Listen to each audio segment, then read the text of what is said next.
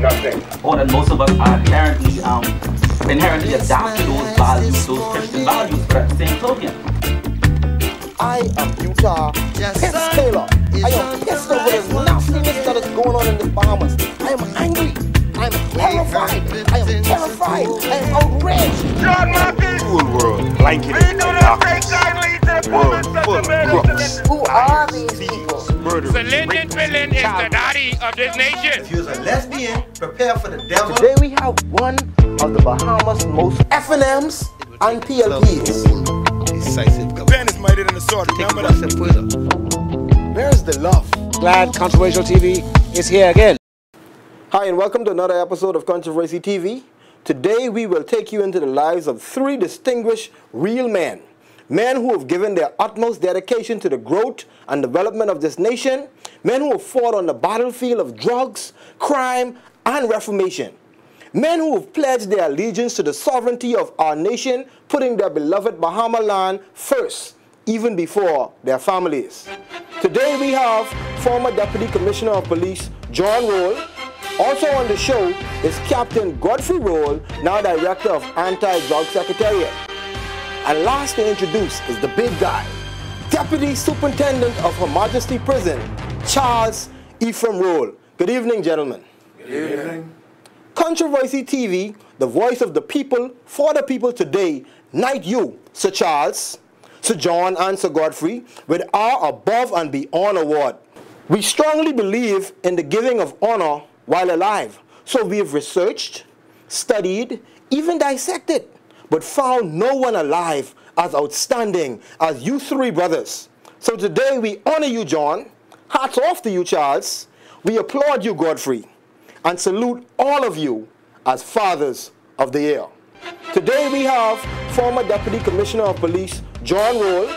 Also on the show is Captain Godfrey Roll, now Director of Anti-Drug Secretariat. And last to introduce is the big guy, Deputy Superintendent of Her Majesty Prison, Charles Ephraim Roll. Mr. Charles, how you doing, sir? I'm doing fine. Godfrey? I'm great. And I'm doing fine. wonderful, wonderful.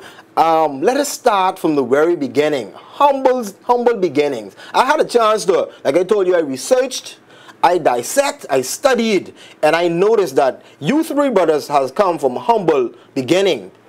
Start from the beginning. Well, let me begin by saying thank you very much for having us on this show. And we are delighted to say just a few words to let the Bahamas know from whence we've come.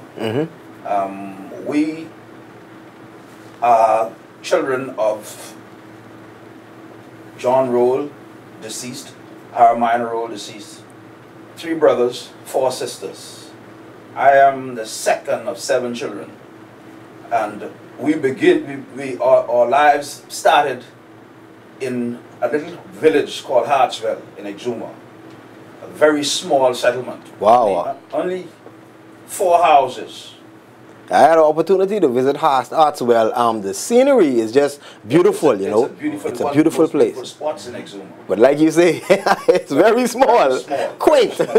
But the love that was exhibited in that little small village caused us to be who we are today. Our school was away 3.5 miles away from where we lived.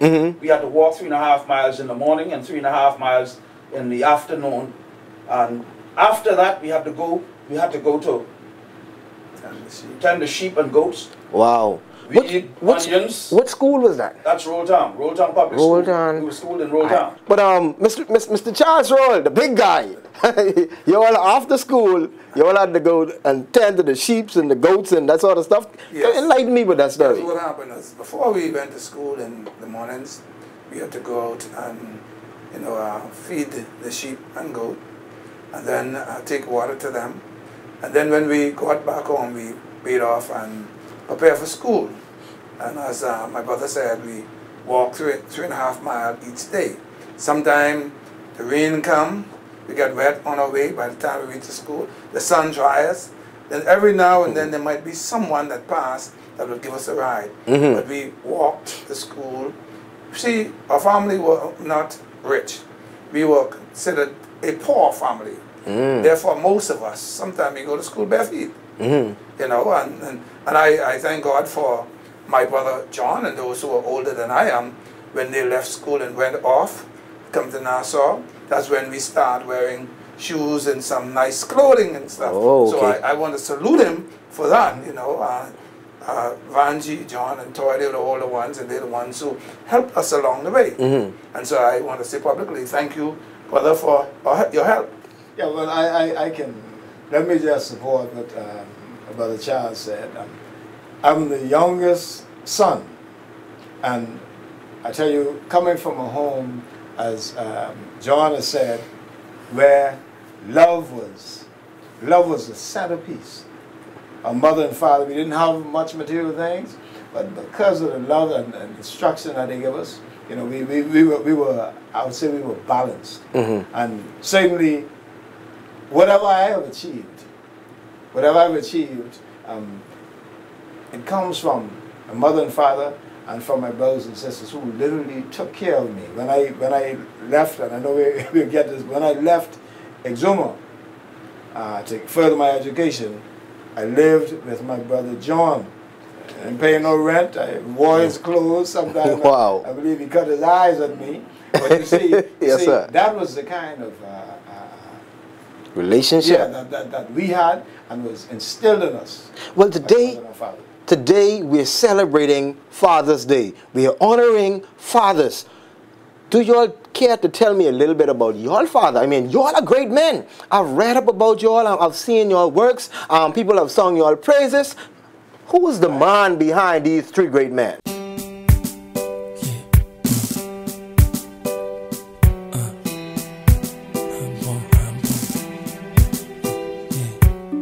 It's the world's greatest, it's the world's greatest.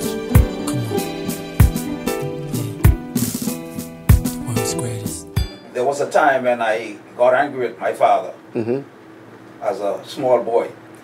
You know, we farmed on a key called Mariah Harbor, just opposite where we lived. And we normally take a boat to go across. And one afternoon, coming back from Mariah Harbor, this was around 5 o'clock, coming back, Dad, Mom, and the rest of us in the boat. And he was always wanted me to learn to swim. I couldn't swim. Always wanted me to learn to swim, but I was afraid of the water.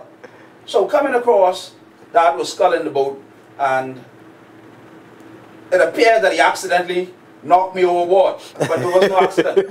He deliberately knocked me overboard and just took off and gone. Wow. And I was in the channel screaming, but I was swimming. And I learned to swim from that day. I learned to swim. And this is the kind of thing that Dad taught us. Yes, sir. And things that he said to us, integrity, reliability, and honesty. That he instilled that in us. And that's why we chose law enforcement. And you know, there was a whole lot of other areas that we could have gone in. Yes, but sir. we chose law enforcement because of what Daddy and Mom instilled in us. And you know, as young boys, we, like Charles and Guffey said, we didn't have much. But because of the commitment that Daddy and Mommy had, Daddy didn't go to school. He didn't have no formal education. But he made sure every evening when we would have completed supper, he would make us go around the table, put the lamp on the table, and we got around that table and we did our homework. But let me just piggyback on what John has said when we talk about our father. I think he's one of those persons who always was there for us. When all the other men went off to the contract and to New Providence looking for work, we can say Daddy was always there with us. Never left us. He was there for us in every aspect. You know, when we, early morning sometimes when I was younger, John and Daddy on a Saturday morning, they would go fishing. I wanted to go because I was a little smaller. I could not go, and they go fishing and stay all day, go bird hunting and all that. I wanted to go. But these are the things that our father did with us. He took us and he taught us. Now, one of the things that I know that